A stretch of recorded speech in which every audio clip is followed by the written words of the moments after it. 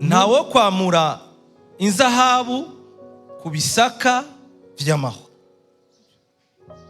canke insukoni ku mitobotobo. Bandanya pastor.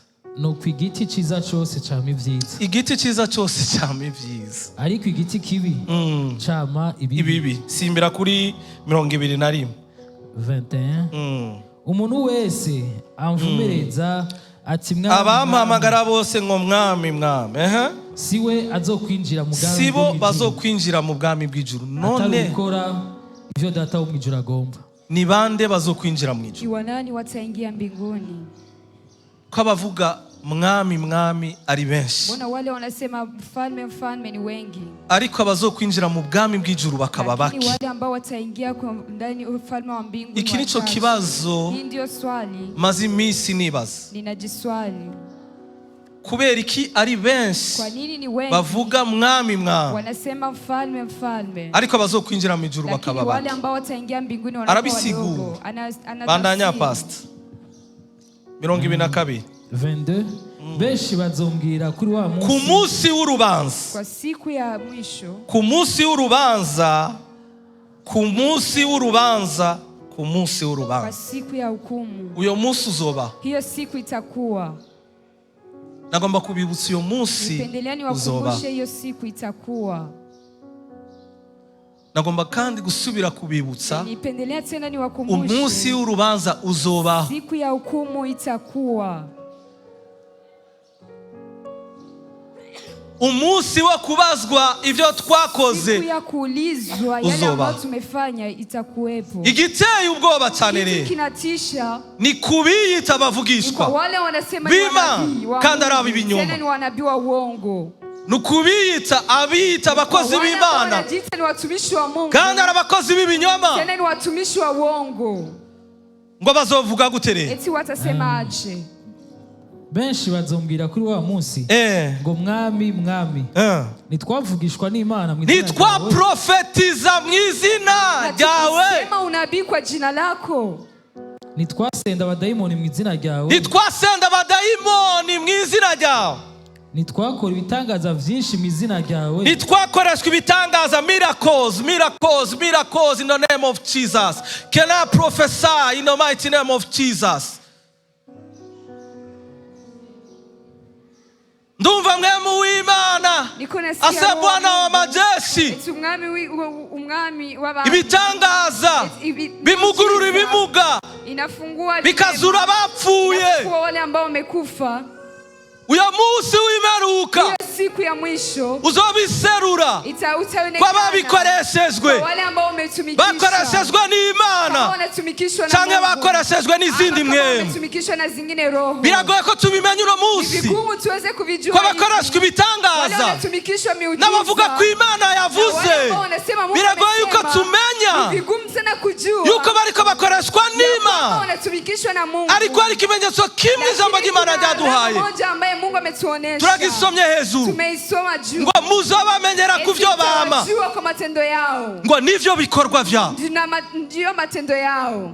Imana ishimwe cyane. Igihambaye n'ibitangaza, igihambaye no guhanurirwa.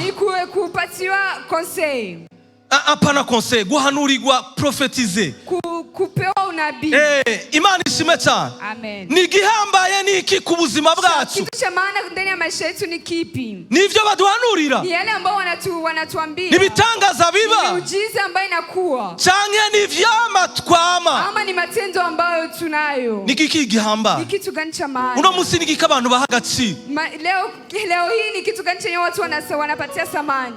Bandanya pastor. Niho nzoba jinjiburira. Ni naho nigeze kubamenya. Viraho mwabakora ibiziramwe. Numvise abantu basenda abadayimoni mu izina rya Yesu. Wanafukuza mapepo kwa jina la Yesu. Abantu bahanurira abantu mu izina rya Yesu. Wanatabidia watu kwa jina la Yesu. Yesu akazobabwira ngo sinigeze kubamenya. Awaambie sikuwahi kuwajua.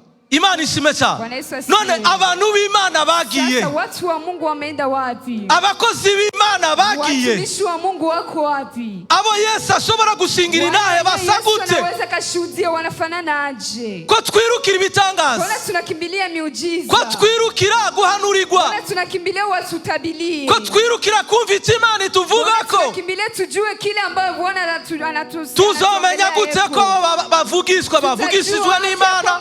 Nabii wanasemeshwa na Mungu. Cyangwa bakoreshejwe n'Imana. Ama wametumikishwa na vingine. Bwana asifiwe. Bakristo. Wakristo. Haleluya. Amen. Birashushe mu masengero. Viko moto ndani ya makanisa. Biratogota mu masengero.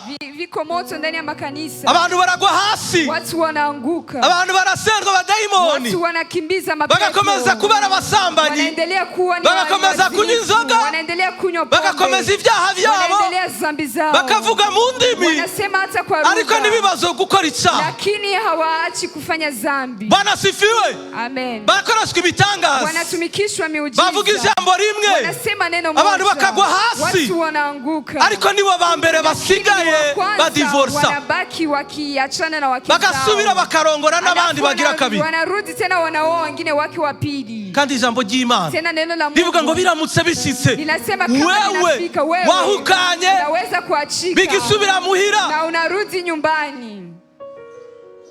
Abo nibo baprofete bagezweho. Abo nibo bakozi bagezweho. Hao ndio watumishi ambao wanavuma. Abarongora kabiri gatatu. Wanaoa wasichana wawili mara tatu. Abama bafatwa mu maskandare atagira izina. Mahali penye ndani ya zambi. Ariko kubera gusa bakoreshwa ibitangaza. Lakini kwa sababu wanatumikishwa miujiza. Ico cyongene kirakwiriye kugira ngo abantu babakuriki. Watu wanawafuata. Kubera basengera abantu. Kwa sababu wanaombea watu. Bakavuga mu ndimi zitamenyekana. Lugha ambazo zieleweki.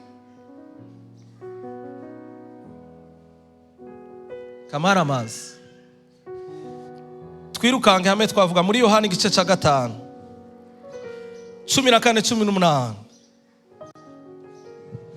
12. 5:14 gushika kuri 18. 14 haravuga.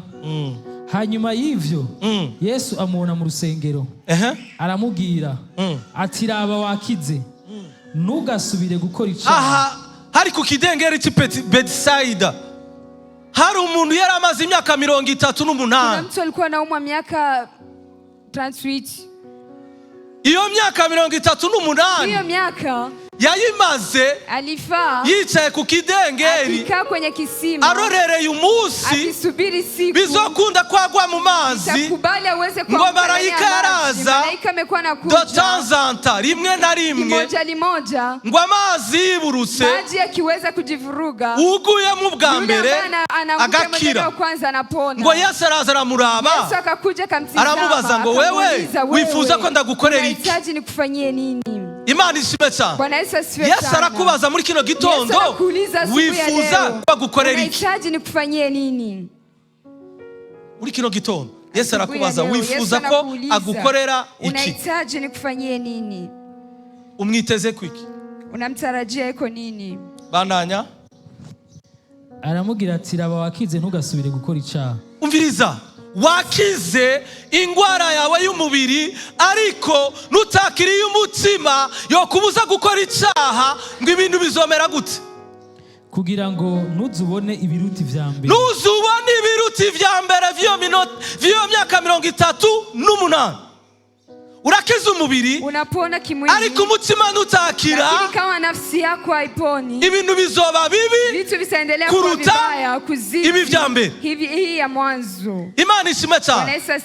Birababaje ko abantu bakiri imibiri inaumiza watu wapone miili ariko ntibakiri imitima, lakini roho haziponi. Ibintu bikaba bibi gusumba, vitu vinaendelea kuwa vibaya zaidi ivyigiye bari bagwaye, yale ambao walikuwa naumwa ya kwanza. Imibiri yacu miili yetu yoapfa ikikufa ariko imitima yacu igakira, lakini nafsi zetu ziweze kuokoka. Amen. Ntayo muvuga imibiri yacu roho zetu nagoma nawagira ngo yavuye mu ivu izosubira mu ivu na itarudi ndani ya vumbi. Imana ishime cyane. Bwana Yesu asifiwe. Bwana asifiwe. Amen. aramubwira ngo genda ko wakize kwa sababu umepona, ntugasubire gukora icyaha, usiongeze kufanya dhambi. Mariko 2:5 gushika kuri 10. Warugeze ku murongo wa kangahe?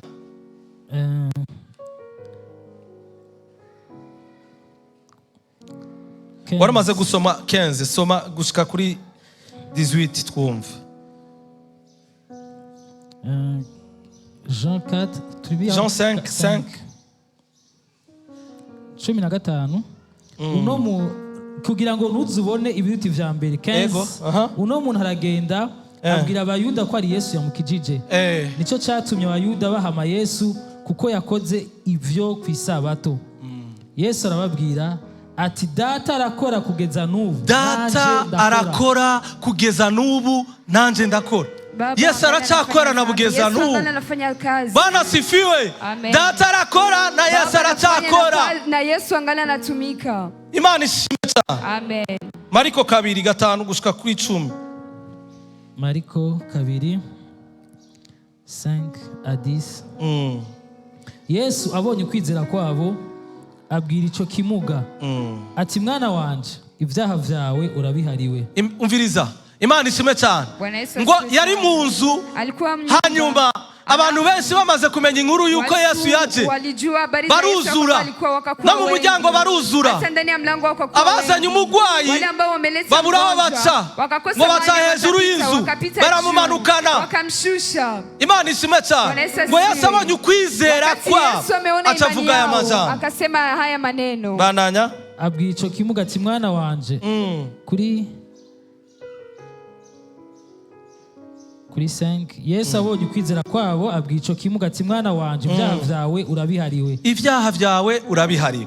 Ariko hari abanyabwenge b'ivyanditswe bamwe bicayeho biburanya, bamwe bigira ko ari batumishi ba Mungu, wale ambao wanajifanya ni watumishi, bamwe bigira ko ari baskofu, wanajifanya ni waskofu.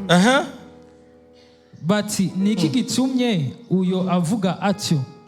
Ararogose kuma. Ninde ashobora guharira ivyaha? Ninde ashobora guharira ivyaha by'abantu? Atari umwe niwe Mana. Yesu amenye mu mitima wiwe yuko biburanya muri bo batyo, aca arababaza ati niki gitumye mwiburanya ivyo mu mitima yanyu?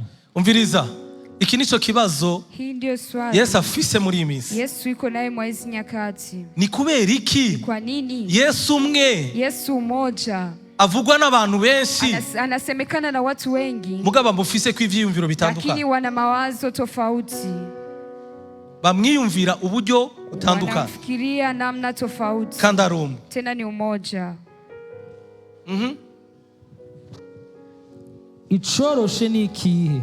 Nukubarira ikimuga nuhariwe ivyaha vyawe, canke nukukibarira nivyuka wikoreye inderuzo yawe ugende? Okay, ndababaza.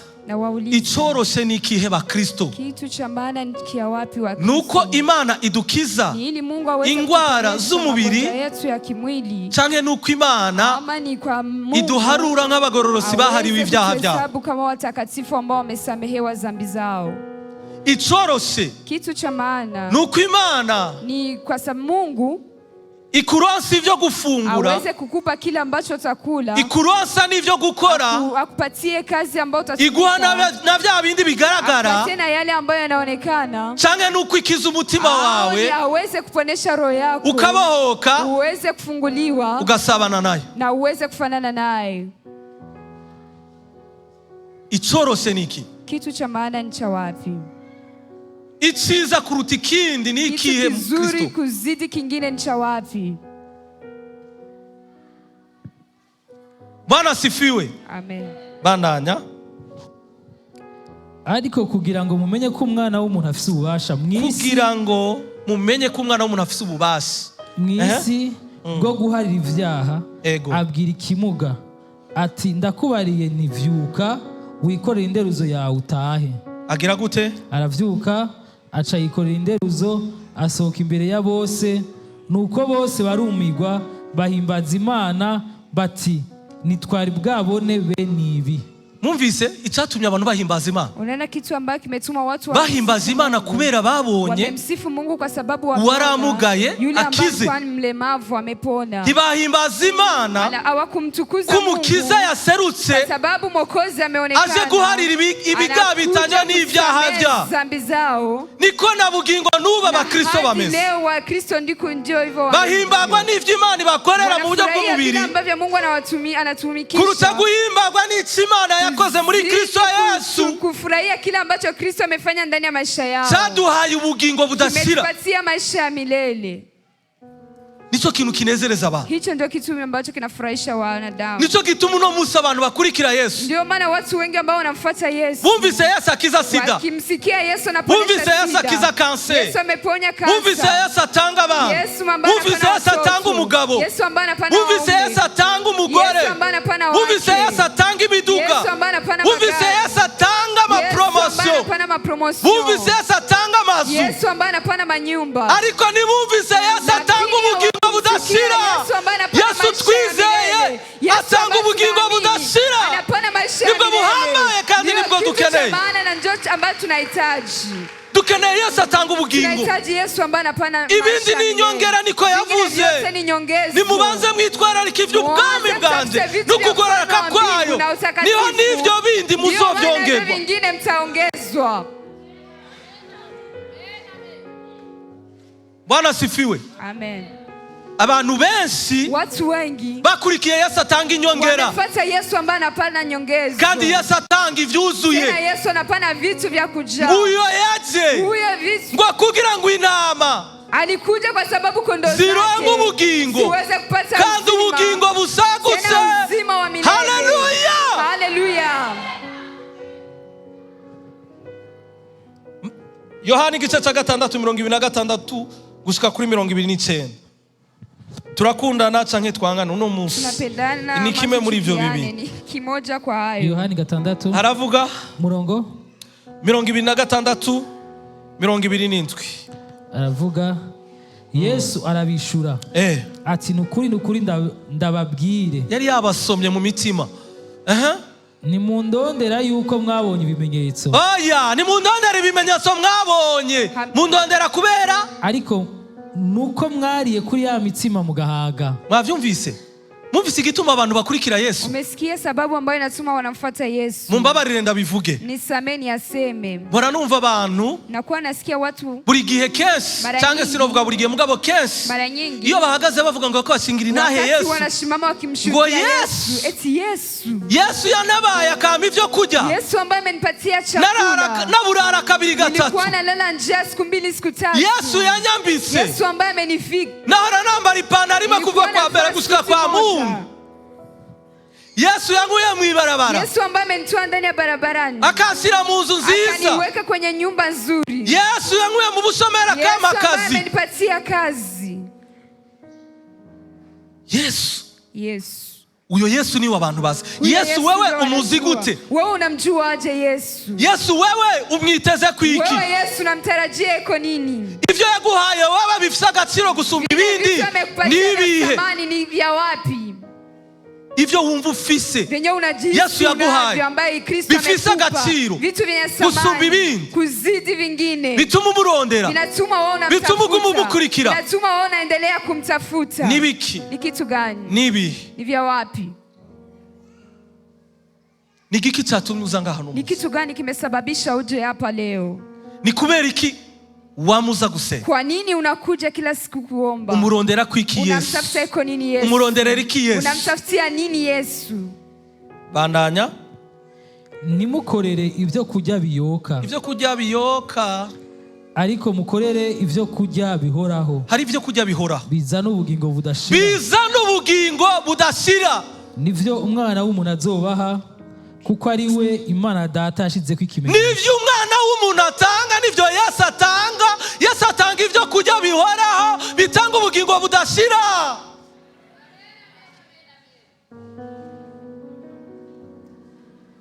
Hakuna amen.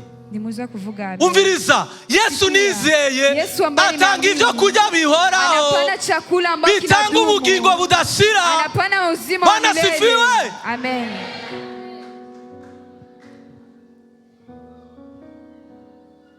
Wakristo nukuri kwa kweli mumbabare ndabivuge nisame niseme ubutumwa hiyo injili ukubwira abantu yuko kuambia watu Imana igiye kubatabara Mungu anaenda kuwafanyia vizuri biragoye kubivuga ni vigumu umwanya umwe umengana ugushinyagurira abantu wakati mwingine utafikiri kuna mchokoza kubera kumbure kwa sababu twe tubifise sisi tunavyo ariko twebwe twabanje kuronka ubugingo lakini sisi tumeanza kupata maisha ya milele nibwo budufitiye agaciro gusumba ivy'umubiri nico kitu cha maana kandi igihe amaso yawe wakati macho yako uzoyakura ku bidafise agaciro kwa vitu ambavyo ukayashira ku bifise agaciro niho na vya bindi vyose ukeneye izobironga niryo banga nagomba ndababwire bakristo igihe umutima wawe uzoshira kuri Yesu niho n'ibindi byose uzobona biza tubabwira Yesu twabonye tubabwira ibyo twabonye bikora mu buzima bwacu igihe twasize imitima yacu ku bugingo budashira no ku by'imyemu twabonye ivy'umubiri biza tumeona vitu vya kimwili vinakuja rero tubabwira ivyo tuzi sasa tunawaambia yale ambayo tunajua ubutumwa rero sasa injili bw'ibintu ya vitu gukurwa mu bukene ya kutoa ndani ya umaskini gukira abansi ya kuponeshwa maadui biba muri Afrika inakuwa ndani ya Afrika kubera abanyafrika dukenye sababu Afrika tuko maskini kubera abanyafrika tutagira ico dukora twirirwa turavugana twirirwa mu nsaku twirirwa turaraba bambaye neza n'abambaye nabi kubera tutagira ivyo dukora biba muri Afrika gusa inakuwa tu ndani ya Afrika Imana isimeta Bwana Yesu asifiwe sana niho umubanya babazwa n'ivyo Imana irikira gukora jirani atasirika kwa yale ambayo Mungu yuko anakutendea Haleluya Amen Bwana sifiwe Amen Amen Amen none muragomba tubabwire Yesu atanga ibintu bifatika sasa tuambie Mungu ambaye anapana vitu vya kuonekana hanyuma niyaza muzosigare alafu akija mwewe muweze kubaki reka twe tuzosigarana namwe nimba ari ivyo tubabwira kama sisi tunawaambia hivyo tutaenda ariko ubutumwa bwiza twahawe lakini habari njema uwo mwami Yesu tuvuga atanga ubugingo budashira ikigaragaza kuri ivyo azoza gutora biwe atakuja kuchukua watu wake mambo ya dunia ivyo tuonesha amaso n'ivy'akanya gato ivyo tubabwira vy'ubugingo n'ibizokwama ibihe vyose vitaishi maisha ya milele tuvuga ikire sasa tuseme nini tuvuga ibizohera tuseme vitu ambavyo vitaishi tuvuga ibiriko birahera tuseme ambavyo vitu canke tuvuga ibizohoraho ama tuseme yale ambayo yataendelea abari ivy'ubuzima bwacu bwubakirako na ndio maisha yetu yaweze kujengea eko tuvuga iki tuseme nini uyo Yesu niwe tuvuga huyo Yesu ndio ambaye tunasema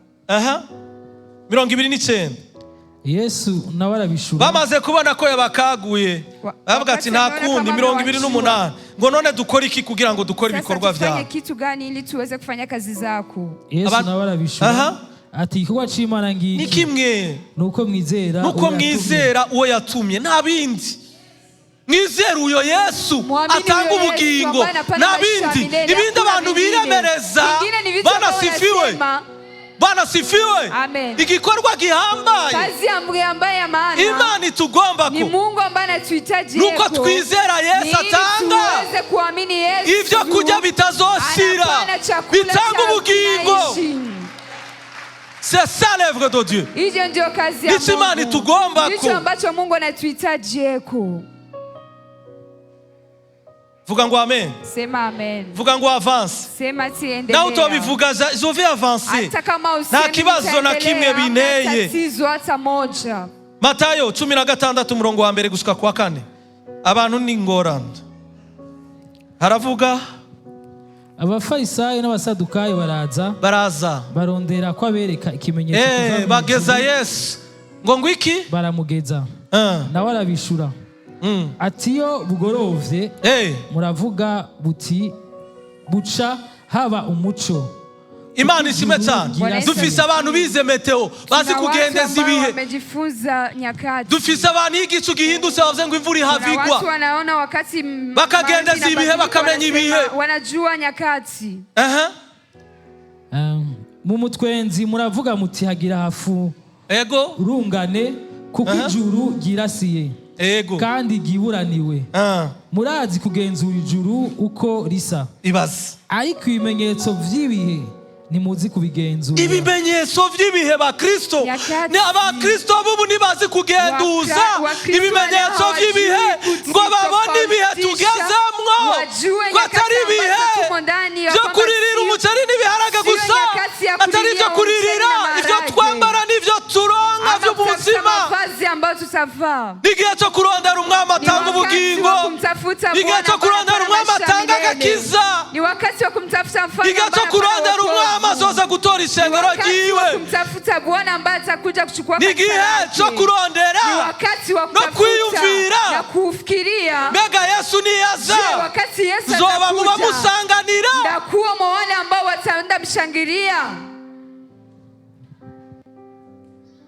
Urizwa niki? Unalilishwa na nini? Ubabazwa niki? Unaumizwa na nini? Utegwa agahinda niki? Kwa nini unafadhaika? Nicho kibazo Yesu akubajije. Ndio swali Yesu anakuswali. Imani simeta. Bwana Yesu asifiwe. Amen. Amen. Bwana asifiwe. Abikorino ba mbere igice cya mbere umurongo wa 22.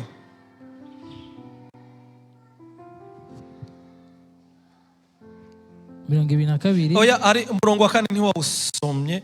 Bandanya aho narinda kubwiye aho handi ndahasoma nta. Matayo?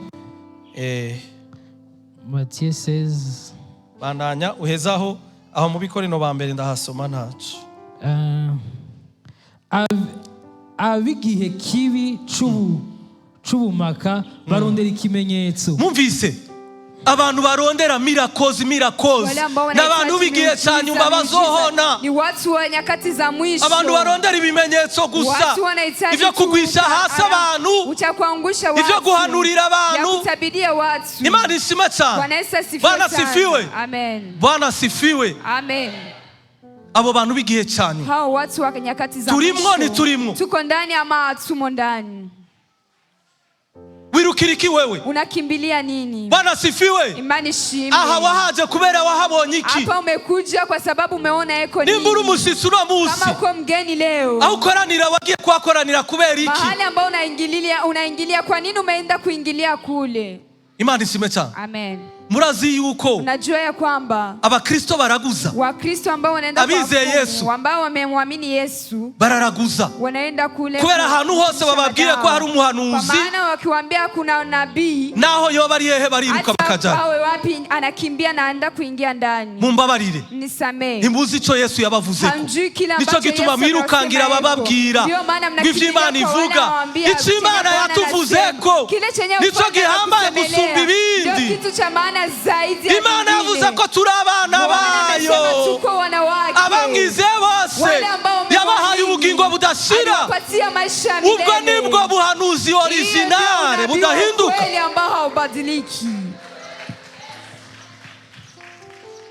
Est-ce que c'est pas suffisant? Ntibikwiye kwitwa umwana w'Imana, ya kwamba unaitwa mwana wa Mungu, ubugingo budashira, unapewa maisha milele. Ntibidukwiye. Kubera iki tuja kurondera izindi information? Kwa nini tunaenda kutafuta yengine maneno? Murazi gituma? Unajua ni kwa nini? Ni kubera ko kwa sababu ivyifuzo vyacu, mahitaji yetu, twibaza ko vyohazwa, tunafikiria kwamba nabijya abahanuzi batubwira, kwa vile ambavyo wanabii watatuambia ko tuzobejo, ya kwa chenye tutakuwa kesho.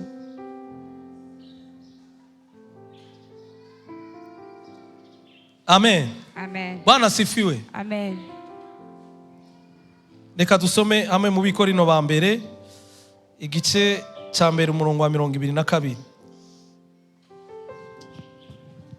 22. Kuko abayuda basaba ibimenyetso. Mumvise? Abayuda barondera ubwenge. Abayuda basaba ibimenyetso. Ariko tweho tubabarira ivya Kristo yabambwe. Umviriza, ubutumwa buratandukanye. Bamwe basaba ibimenyetso, abandi bigira abanyabwenge. Ariko tweho tubabwira Yesu yabambwe ku musaraba, kuko ku musaraba n'ivya byacu byahariwe. Ku musaraba niho twarongeye ubugingo budashira. Ubwo nibwo butumwa dukwiye gukurikira. Hiyo ndio habari njema ambayo ni lazima tufuate. wabiki gihe basaba ibimenyetso. Wa hivyo wanahitaji kuona. Abandi nabo barabaye abafilosofe, barabaye abanyabwenge. Wengine ni wajuzi. Bakene kumva ubutumwa bw'ubwenge gusa bwo mwisi. Abantu bakoze ibintu bihambaye mwisi. Watu ambao wamefanya vitu vya maajabu. Abantu ni bakene ibitangaza. Abantu ni bakene ivy'ubwenge bwo mwisi. Abantu bakene Yesu yabambwe ku musaraba, kumusugira gatarazuka. Azuka n'icubahiro. Uyo niwe bukeneye. Huyo ndio ambaye tunahitaji. Uyo niwe yogutabara akagu.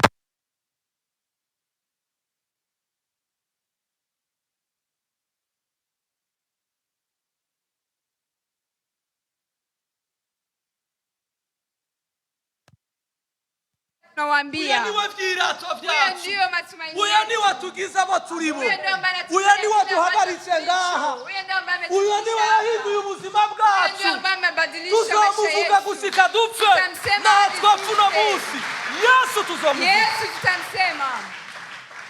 Yesu yamaye n'abavyeyi bato. Yesu amenipa vile ambavyo wazazi wangenipa. Yesu amefanya kile ambacho wazazi hawakufanya. Alinitoa ndani ya wizi, amenitoa ndani ya uzomuvuga gusika Huyo ndio ndamsema hata nife. Hata leo angala nabadilisha maisha yangu. Niliona maisha yangu yakibadilika. Sitaacha kumsema. Naendelea kumshuhudia. Kwa wale ambao hawamjui wamjue. Amen. Amen. Nivyo mubiri ndabifise. Hata mambo ya yarabima. Amevinipa. Nivyo mfise birangwi. Biranunze. Imana ishimata. Ariko sinigera ndabishira ku mutima. Kubera nzi yuko bishobora kugenda. Ufise uno musenja ashobora kuba adafise. Udafise uno musenja ejo ashobora kuronka. Ariko naco twakubugingo twahawe na Yesu. Kila ambacho kinaweza kutoa kwa ufalme ambao tunao kwa Yesu. Ibiza biraza bigahitana ivyo umuntu yaratunze. Ivyari vyirato vyiwe. Hari umunsi umwe. Kuna siku moja. Abantu bajyamye arabatunze bose amafaranga. Watu wamelala ni watajiri. Bafise uburyo. Wanajiweza. Bavyuka isoko ryahiye. Ubutunzi bwose bwajanye. N'isoko.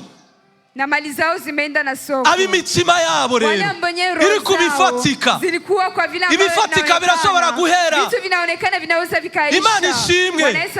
Yirata ko yamenye Kristo. Yirata yuko afise ikintu na kimwe. Asijivunie kwamba ana vitu. Ivyirato vyawe nibi. Matumaini yako ni nukufise. Ni kwa sababu unavyo. Nagoma nagutangariza. Nipendelea kuambia. Hari abigeze kuba bafise kugusura. Kuna watu ambao walikuwa watajiri lakini leo hawasemekani. Amen. Amen. Abasinziriye mu bakangu. Ariko abantu basinzira ariko aravuga ubutumwa nk'ubu. Barafise ikibazo. Mu basengere mu izina rya Yesu. Niyo yayo nyene. Ubutumwa nk'ubu busora kuvuga ukaga umusinziriye. Nukuvuga ngo anaweza kasemekana naona bako nasinzia. Nukuvuga ngo ça ne t'intéresse pas. Ya kwamba wewe sio mambo yako. Tuvuge ngo amen. Bandanya fast. 22. Kuko abayuda basaba ibimenyetso abagiriki barondera ubwenge. Ariko tweho tubabarira ivya Kristo yabambwe. Uyo kubayuda nikigwisha. Uyo kubayuda nikigwisha. Amen. Amahanga n'urupfu. Ngo kubanyamahanga bigira abanyabwenge niki n'urupfu. Amen. Ariko twebwe abanyamahanga abari kure y'amasezerano twigizwe hafi n'amaraso ya Yesu. Niwe yatwigije hafi. Niwe yatwigije mu rugo. Alituitia ndani ya nyumba. Uyo tuzomuvuga. Uyo tutamsema. Ntiyararuye amano. Ntiyaraba ivyo dushoboye. Ntiyaraba ivyo tuzi. Twari babi. Ntitwari kure amasezerano. Twarabagenewe agakiza. Ariko yaraduhaye agakiza. Tutari tubikwiriye. Tuzoreka kumuvuga. Tutaacha kumsema. Tuzoreka kumuvuga. Tutaacha kumwongelea. Uyo tuzoreka kumukorera vya kweli. Tutaacha kumtumikia kweli. Ega ni muzi mwebwe abanyamahanga ico marimo. Mwema mjui wewe wa taifa ambao. Agakiza ni karakani. Wokovu wa kukua wenu. Amen. Nico gituma abarundi bigira abayuda baranyuze. Warundi wanajifanya ivyagezwe n'amategeko. Vitu vyambavyo vilikuwa vyari vy'abayuda. Masheria zilikuwa za Wayuda. Ivyari vy'abarundi. Havikuwa vitu vya Warundi. Amen. Bwana sifiwe. Amen. Ivyo kuvumwa kubera abantu batatanze ibigira 10. Icyo kusema kwa sababu hakutoa cha 10. Vyari vy'abayuda. Ilikuwa ni ya Wayuda. Ivyari vy'abarundi. Havikuwa vya Warundi. Amen. Amen. Na wovumu w'Imana itavumye. Imana yadukijije umuvumo. Umuvumo w'ivyagezwe. Umuvumo w'ivyaha. Hatufonesha zambi. Nituvumika. Hatulaumi. Nivo hivyo batasikia. Amen. Imana ishimwe cyane. Twigere ringene basingira ntahe Yesu. Tujifunze kushuhudia Bwana Yesu. Yohana wa mbere rimwe gushika kuri 4. Masaha. Nanje nsoma muri Yohana wa mbere igice cya 5 umurongo w'9 gushika kuri 12. Dusomere Pastor Yohana wa mbere igice cya mbere umurongo wa mbere gushika kwa 4. Icariho uhereye ubwa mbere na mbere. Icariho uhereye ubwa mbere na mbere. Ico twumvise. Ico twabonye n'amaso yacu. Ndakeneye ku munsi umwe tuzohagarara tukavuga ngo uwo twiboneye n'amaso yacu, uwo twikoreye ko, uwo twabonye ubuzima bwahindura ubuzima bwacu, uwo niwe tubabwira. Tureka kuvuga Yesu twumvise, tureka kuvuga Yesu ari mu mitwe, tuvuga Yesu twabonye mu buzima bwacu akora. Tumeona kitenda. Uravuga Yesu Pastor Herve yumvise yavuze Yesu ambaye Pastor amesema. Cyangwa uvuga Yesu wabonye mu buzima bwawe. Unasema Yesu ambaye umeona ndani ya maisha yako. Uvuga Yesu wabonye akiza ubugingo bwawe. Unasema Yesu ambaye ameponesha maisha yako. Imana ishimwe cyane. Bwana Yesu asifiwe sana. Inkuru ya Yesu ni imambo. Itabaye imambo mu buzima bwawe. Ndani ya maisha yako. Tuzoba mu bazomusanganya. Hautakuwa kwa wale ambao watamlaki. Bwana sifiwe. Amen. Abatamubonye ni bazomusanganya. Wale ambao hawakumuona wataweza kumlaki. Abatamubonye ni bazomusanganya. Abatabonye akora mu buzima bwabo ni bazomusanganira. Akitenda ndani ya maisha yake abakumanye Yesu babwiwe. Wale ambao wamebakia na Yesu ambao wameambiwa. Badafise Yesu babonye. Wana Yesu ambao wameona. Ni bazomusanganira. Hawataweza kumshangilia. Abazomusanganira. Nabamubonye. Nabariko baramubona. Kandi nabamwiteze. Na ni wale ambao wanamtarajia. Bwana sifiwe. Natumaini kwenda mbinguni. Natumaini kumuona Yesu. Natumaini kumuona Yesu. Uwambambiwe, uyawapfiriye, wahinduye ubuzima bwanje, akangira umwana w'Imana. Ndagomba kumubona. Ndagomba kubana nawe ibihe bitazoshira. Ivyo nivyo vyizigiro vyanje. Ivyo nivyo bituma mvyuka. Nivyo bituma ndyama nkasinzira. Ivyo nivyo bimpa amahoro. Ivyo nivyo bimpa umunezero. Ivyo nivyo bisubizamo inguvu mu gihe c'intege. Nivyo binyibutsa yuko aha mwisi atari wacu, aha mwisi si wacu. Tuzotaha, isi tuzoyivamwo, n'ibirimo tuzobisiga. Munariria nini bakristo? Unahangaikia nini? Yanapita, birahera, birashira, birarengana, binapita, birahita, birarengana, birahita, vinaisha. Ni nko guhahamira umuyaga. Ni kama kwenda kukimbilia upepo. Bwana sifiwe. Amen. Kandi ntacyo muzosinzima. Tena hakuna kitu ambacho utaweza kusema mbele ya Mungu. Ureka guhazwa n'ivyo ufise. Unashindwa kushibishwa na yale ambayo unayo. Muga vy'Imana yaguha. Lakini vile ambavyo Mungu amekupa. Yabonye ko ari vyo bigukwiye. Aliona ni ya kwamba ni shima Imana kutsiri. Wewe shukuru Mungu kwa kuvyaguhaye. Ushukuru kwa vile ambavyo amekupa. Nagenda kimuzokwigera wishima. Hakuna kitu ambacho kushukuru kwa yale ambayo amekupatia. Kuko ivyo dufise vyamara ibike. Kwa sababu vile ambavyo tunavyo ndio nafsi ya wanadamu iko. Hakuna kimechohaza umutima wako. Hakuna kitu hata kimoja kinaweza kushibisha nafsi yako. Ivyo udafise uno munsi. Vitu ambavyo hauna leo. Ejo ni wabironga. Kesho ukivipata. Uzorondera ibindi. Utatafuta vingine. Amen. Haleluya. Amen. Bwana sifiwe. Amen. Haravuga wahejeje washitse ku murongo wa 4. Icyo twitegereje mwihangane turarangije intoke zacu zikagikorako ivyo kuri jambo ubugingo, ivyo kuri jambo ubugingo, kweli wa neno, jambo atanga ubugingo, neno ambaye napana uzima, apana jambo w'imikate, apana neno ambaye napana mkate, apana jambo abagore n'abagabo, neno ambaye jambo atanga ubugingo niwe tuvuga, yule ambaye napana maisha ya milele ndio ambaye tunasema. Bandanya. kandi ubwo bugingo bwarerekanwe turabubona turabushingira intahe aba bashingira intahe ibyo babonye wowe ushingira intahe Yesu wabonye gute wewe unashuhudia Bwana ambao uliona aje turabubabarira iby'ubwo bugingo budashira ego bwamanye na data wa twese tukabwerekwa mwavyumvise mumvise aho birangiriye tubabwira iby'ubwo bugingo budashira byamanye na data wa twese hamanande bwamanye na data wa twese tukabwerekwa tukavyoneshwa amen dusimbira mu gice cya 5 rero haravuga ngo nihuta hari ibyabona bitatu oya umurongo w'9 nimba twemera intahe ishinzwe n'abantu intahe ishinzwe n'Imana yo irakomeye kurusha kandi iyo ntahe yayishingiye umwana wayo umuntu wese yizera umwana w'Imana arazi mu mutima wiwe kwiyo ntahe ari y'ukuri abizeye Yesu intahe batubwiye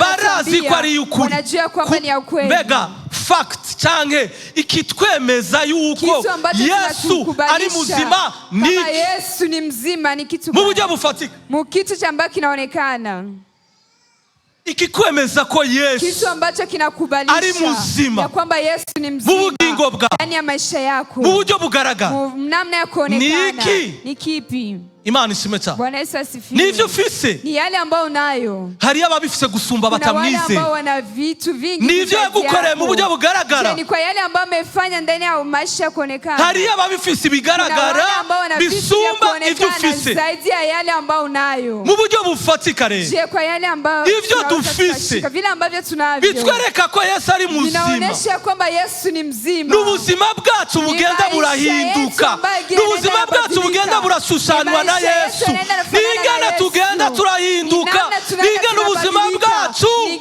bugenda burahinduka yanaenda na badilika nico gituma mu mutima ndio maana na ndani ya turemeza ko iyo ntahari y'ukuri tunakubalisha kwamba hiyo ushuhuda ni ya ukweli haleluya Bwana sifiwe umvirize iyo ntahe ingene ivuga rero sikia hiyo ushuhuda kinasema ariko umuntu wese atizera Imana aba yigize umubeshi kuko atizeye intahe Imana yashingiye umwana wayo 11 intahe iyo ntahe nayo niyi Imana yaduhaye ubugingo budashira kandi ubwo bugingo buri mu mwana wayo umuntu wese afise umwana afise ubugingo umuntu wese adafise umwana w'Imana nta bugingo afise naho yaba afise amamiliyaridi n'amamiliyaridi udafise Yesu nta bugingo afise amen naho waba ufise ibingana gute hata uwe na vitu ambavyo viko aje naho waba uri mwiza gute naho waba usa neza gute naho waba uvuga ibimeze gute hata useme mambo udafise Yesu wakati hauna Yesu uri umukene wa mbere uko maskini wa kwanza uri nyarutsari uko mtu wa chini uragowe wewe uko muombe uragowe haleluya amen Imana ishimwe cyane amen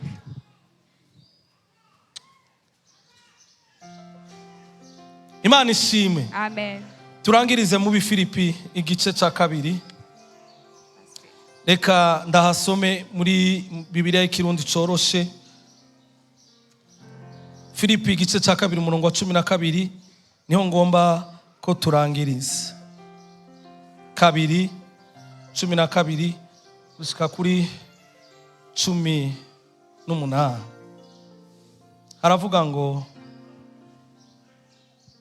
haravuga ngo bakunzi banje nk'uko mwamya mugamburuka igihe cyose nari kumwe nawe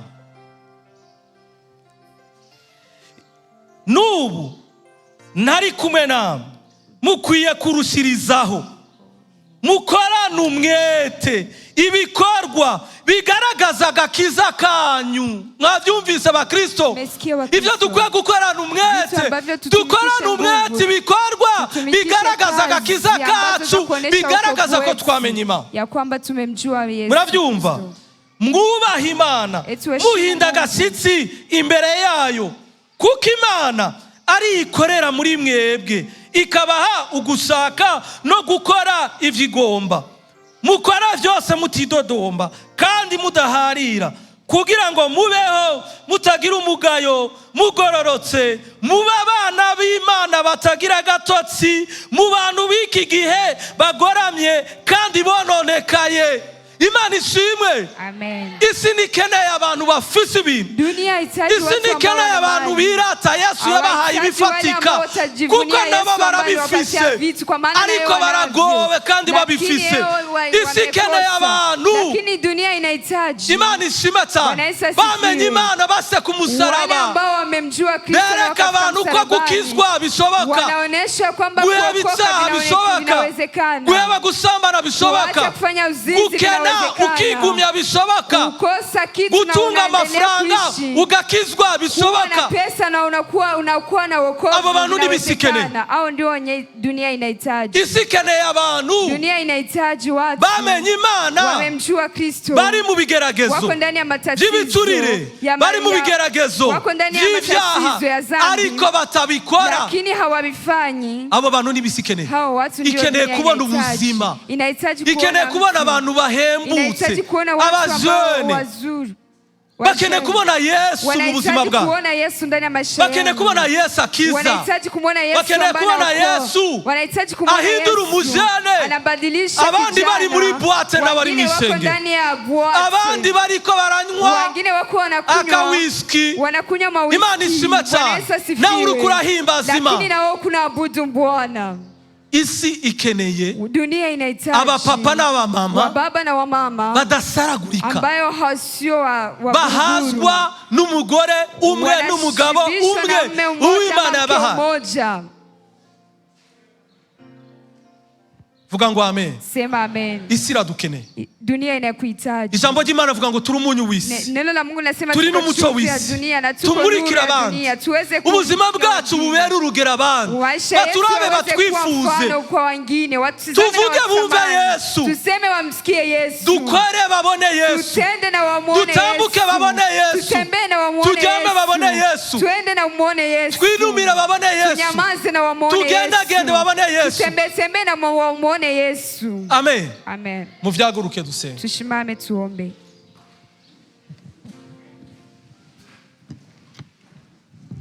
Nitwasubira kuririmba ngo Yesu arakora, tukiimba tena kwamba Yesu angali anatenda. Amen. Abaririmbyi mumvirize, Yesu arakora, arakora mu gutanga ubugingo. Amen, amen. Bana sifiwe. Imana ishimwe. Nagoma nababwira ikintu kimwe, mumbabarire. Indirimbo zose abantu baririmba, nyimbo zote watu wanaimba, ntituzi impamvu baziririmba, hatujui sababu wamezimba. Amen. Amen. Hari umuntu aririmba avuga ngo Yesu arakora, kuna mtu ambaye anaimba kwera muhaye ibiharage n'umuceri, kwa sababu amempatia wali na maharage, kandi hari ababifise hanze batamuzi, wako nje. None abo muzobabwira iki? Sasa hao utawaambia nini? Muzobabwira iki? Utawaambia nini? Yesu atanga ibiharage n'ivyo, anapana mcheli na maharage ndio, ariko Yesu atanga ubugingo. Lakini Yesu anapana atanga icyo amafaranga adashobora gutanga, anapana kile ambacho atanga icyo abavyeyi badatanga, anapana kile wazazi hawawezi wakapana, atanga icyo umugabo wawe atoguha n'umugore wawe atoguha, sikupa mke wako. Amen. Turasengera muri iyi ndirimbo tuvuge ngo Yesu hembura imitima yacu, hembura imitima y'abantu, uhindukire, ubihishurire, bakumenye, bamenye icyagukuye mu ijuru, bamenye icyakuzanye, kile ambacho kimekutuma wewe unakuja hapa duniani. Aba ariyo ndirimbo dusengera, na ndio hiyo nyimbo ambayo tutaombea ndani.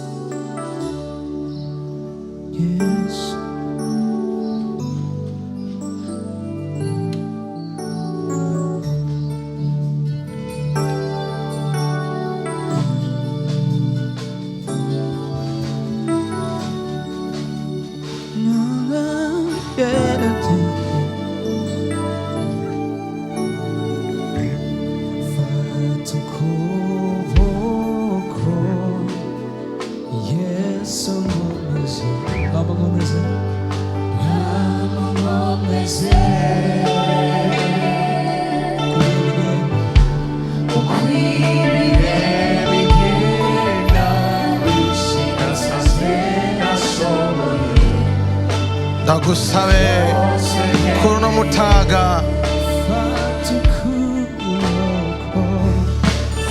mubanze murindire gusohoka, mubanze murindire gusohoka mu muryango, mubanze mugume ngaha mu izina rya Yesu.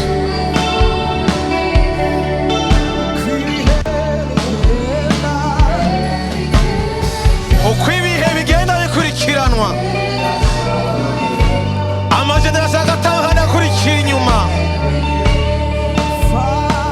twarabigenze turabisanga, turabyihweza, dusanga nta wundi ashoboye, dusanga imitima yacu, dusanga nta wundi ashoboye, nta wundi ashoboye, nta wundi atanga ubugingo, nta wundi atanga amahoro uretse umwami Yesu gusa. dusubize mu mwami Yesu,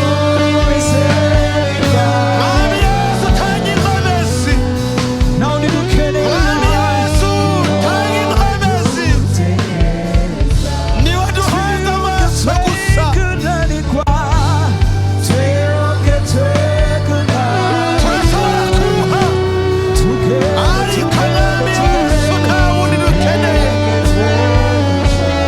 niwe duhanze amaso gusa, tanga inkomezi Mwami Yesu Kristo, abika inkomezi Mwami Yesu ryawe, niwe duhanze amaso Mwami Yesu Kristo.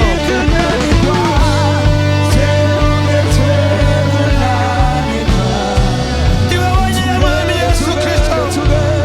Oh, haleluya.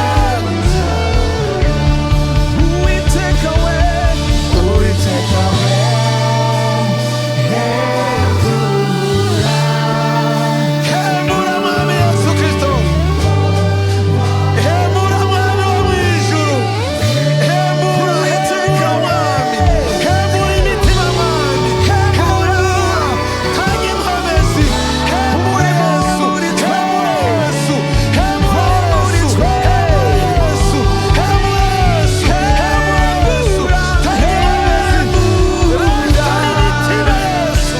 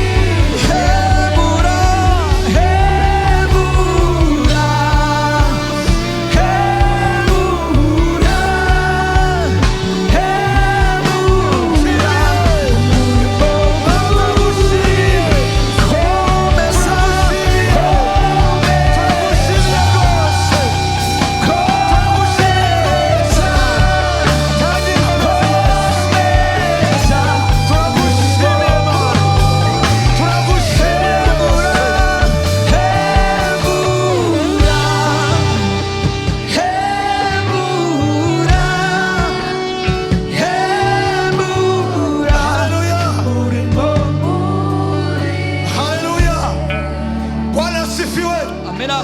Bwana asifiwe. Amena. Ntitubizi ngo ni ryari, niba ari mu gitondo cyangwa ari saa sita cyangwa ari ku mugoroba cyangwa ari mu ijoro, turyamye cyangwa dukora, hari igitondo kimwe Kuna asubuhi moja tuzobyukira mu isi. tutaweza kutoka duniani. Haleluya. Haleluya. Ariko ntituhirirwe, Lakini tusikuwe hari igitondo kimwe, kuna siku moja, hari umugoroba umwe kuna asubuhi moja uzoshika, utafika. nuko uzoshika, Kwa kweli utafika. tuzakwirirwa mu isi, Tutatoka duniani. ariko ntituharare, Lakini tusiweze tugane iwacu w'ijuru. tufike kwa Haleluya. Haleluya. Haleluya. Haleluya. Hari umunsi umwe Kuna siku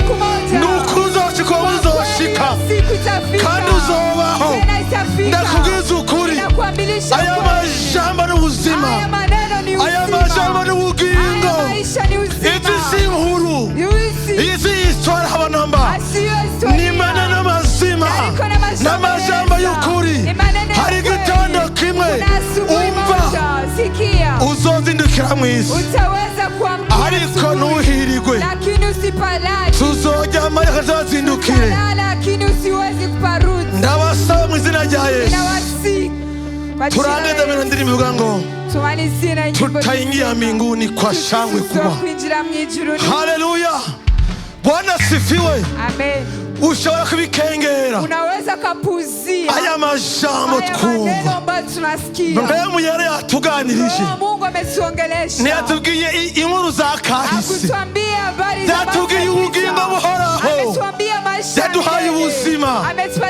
Bwana sifiwe. Amen. Semeni amen. Vuga amen. Haleluya. Haleluya. Badufashe abayituranye mu ndirimbo, ariko bwira umutima wawe, lakini uambie roho yako, bwira umutima wawe, ambia roho yako igitumye Yesu aravuye mu ijuru, kitu ambacho kimesababisha Yesu akuje. Ntiyaraje kujifotoza mu isi, akuja kujishika picha mu isi nta gishasha gihari. Ndani ya dunia hakuna kitu kipya, isi kirahera n'ibyifuzo byawe. Dunia inaisha na mambo yake. Arahiriwe, heri, arahiriwe, heri ufise ivyizigiro yuko umunsi umwe tuzogenda iwacu mu ijuru.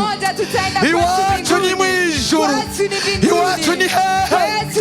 Amashyi menshi kwa Yesu. Makofi mengi kwa mfalme.